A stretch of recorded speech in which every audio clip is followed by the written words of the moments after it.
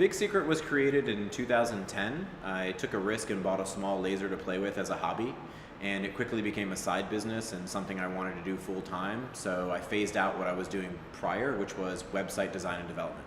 And I do like keeping things a secret until they're ready to be revealed. So we work on a lot of projects with celebrity clients or high-end clientele or projects that can't be revealed for many months. And there's a lot of fun to that secret nature of it. So it creates a nice air of mystery. Big Secret came about as something of a random accident. I wanted to laser my own laptop after seeing somebody else do it online.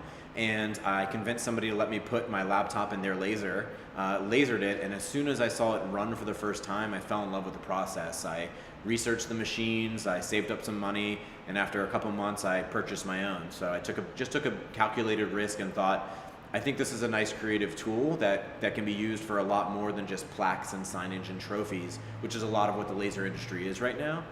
So it happened as kind of a fun, random experiment, and it quickly turned from a hobby to a side business to a full-time business.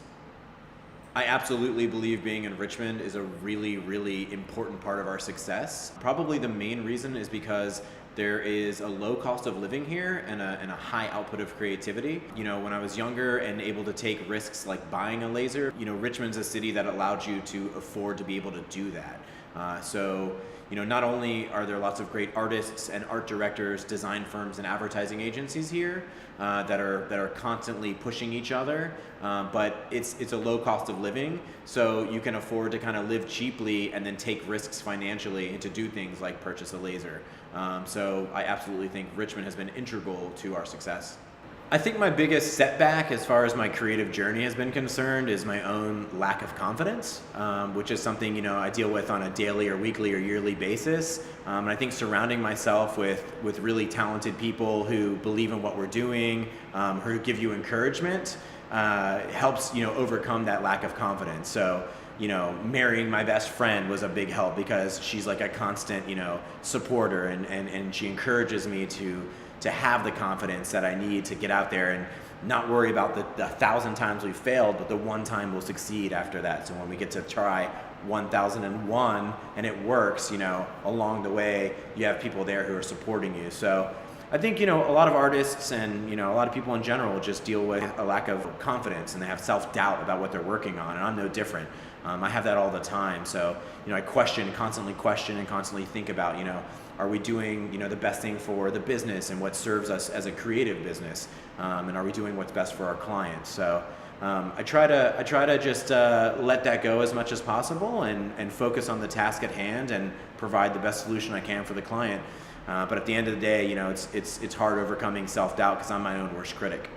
Both as a web designer and a laser engraver, I try to stay away from trends, and I try to have a really diverse portfolio so that we can attract a wider variety of clients. That's so important to keep things fresh and fun. We want to become the guys who are known as, they do really good quality work, and they can kind of play around within any style. So I try not to get pigeonholed into a style, and I try to pull from different types of styles and mix mediums and mix styles together to keep it fresh. I would tell young and upcoming creatives to always be pushing forward. Never stop, never rest on some of your past successes. Always be looking to the future and trying something new, teaching yourself something new, surrounding yourself with people who inspire you, of course, and just getting your work out there constantly. The other thing I would say is there's a whole business side to creativity that a lot of artists I know, aren't great at managing. And for whatever reason, they're not great at selling their work or getting their work out there. And so I think it's good to have balance, to focus on your creative work and be the best you can within your field.